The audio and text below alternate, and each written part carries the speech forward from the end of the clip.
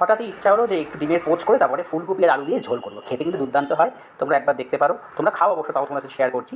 এই দেখো এরকম করে ছোটো ছোটো করে প্রতিটা ডিমের পোচ আমি করে নিলাম। দেখতে হেভি লাগছিল, বেশ গোল গোল ছোটো ছোটো। তারপর কী করলাম, একটু ফুলকপি আর আলুটা একটু তেল দিয়ে ভালো করে সাঁতলে দিলাম। আলুটা ভালো করেই ভাজলাম, ভাজা আলু ঝোলে দিলে দারুণ টেস্ট হয়, আমার হেভি লাগে। যাই হোক, ভেজে আমি এটা উঠিয়ে রাখলাম। তারপর কী করলাম, তোমার তেলে একটু জিরে ফোড়ন দিয়ে পেঁয়াজ কুচো অল্প করে ভাজলাম, আর কিছুটা আমি পেঁয়াজ মিক্সিতে গ্রেট করেছি। তার মধ্যে ছিল তোমার কাঁচা লঙ্কা আর আদা রসুন আর পেঁয়াজ, এই আর কিছু দিইনি। আর কাঁচা লঙ্কার ঝালটাই কিন্তু হবে, আমি এখানে শুধুমাত্র এই কাশ্মীরি মির্চটা ইউজ করেছি, তোমার ধনে গুঁড়ো, হলুদ, নুন আর কাশ্মীরি মির্চ, আর জিরেতে ফোড়ন দিয়েছিলাম।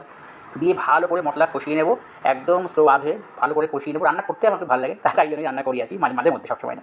তারপরে মশলা কষে গেলে ফুলকপি আলুগুলো দিয়ে ভালো করে কষিয়ে নিয়ে জল দিয়ে দেবো। ঠিক আছে, এই পুরো দেখো তুমি দেখতেই পাচ্ছ পুরো একদম মানে কষা কষার মতন। তারপরে জল দেবো, কারণ ফুলকপি আলুটা সেদ্ধ হবে। তারপর ঝোলটা ফুটে উঠলে ডিমের পোচগুলো দেখো কি সুন্দর লাগছে, পরপর সাজিয়ে দিয়ে দিয়েছি। একটু ফুটে নিলেই ব্যাস রেডি। এই দেখো দেখতে যেরকম সুন্দর হয়েছে, খেতেও খুব সুন্দর হয়েছে। ভিডিওটা কেমন লাগলো জানিও।